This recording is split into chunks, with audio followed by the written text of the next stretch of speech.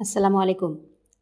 বৃত্তি পরীক্ষার্থীদের জন্য এই অধ্যায় থেকে এরকম অঙ্ক আসতে পারে বহু নির্বাচনী হিসাবে এবং সংক্ষিপ্ত আকারেও। এখানে লেখা আছে ১২ এর গুণনীয়ক এবং ৬ এর গুণিতক হয় এমন বৃহত্তম সংখ্যাটি কত? এখানে ৪টি সংখ্যা দেওয়া আছে।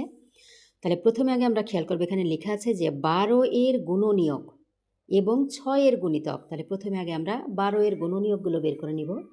তাহলে আমরা ছোট করে, যেহেতু শর্টকাট এগুলো তাড়াতাড়ি করে করতে হবে, তাহলে আমরা এভাবে বের করব। আগে ১২ এর গুণনীয়ক বের করব। তাহলে ১২ এর গুণনীয়ক কত?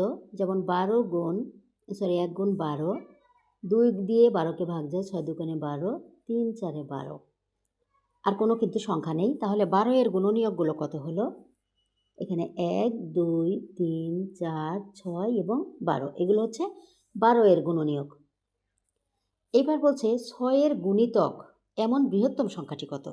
তাহলে ৬ এর গুণিতক বলতে কি বুঝি আমরা? ৬কে আমরা গুণ করে যাব। ৬ এর তো অজস্র গুণিতক থাকতে পারে। তাহলে আমরা আগে লিখব কয়েকটি, যেমন ৬ কে ৬ গুণ করে যাব। ৬ দুগুণে ১২, ৩ ছয়ে ১৮, ৪ ছয়ে ২৪। যেহেতু এখানে আমাদের ১২ দেওয়া আছে ১২ পর্যন্ত, তাহলে আমরা আর লিখব না। এখানে ইত্যাদি ইত্যাদি আরও থাকতে পারে এখানে। এখন এখানে বলেছে ১২ এর গুণনীয়ক এবং ৬ এর গুণিতক হয় এমন বৃহত্তম সংখ্যাটি। এখানে কিন্তু ডাইরেক্টলি বলেছে যে এখানে বৃহত্তম সংখ্যাটি বের করতে বলা হয়েছে। তাহলে বৃহত্তম মানে বড়, আমরা জানি। তাহলে আগে দেখব এই দুইটার মধ্যেই আমাদের সংখ্যা কয়টা আছে। এই সংখ্যার মধ্যে আমাদের দুইটা একই রকম সংখ্যা কয়টা আছে? তাহলে এখানে আছে ৬, এখানেও আছে ৬। তাহলে আমরা ৬, তারপরে লিখতে পারি এখানে আছে ১২, এখানে আছে ১২। তাহলে কত হলো? এর মধ্যে আমরা ১২ এবং ৬ এর গুণনীয়ক এবং গুণিতকের মধ্যে মিল আছে কিন্তু ৬ এর আর ১২। এখানে যেহেতু বৃহত্তম সংখ্যাটি বের করতে বলা হয়েছে, তাহলে আমাদের বৃহত্তম মানে বড় হচ্ছে ১২।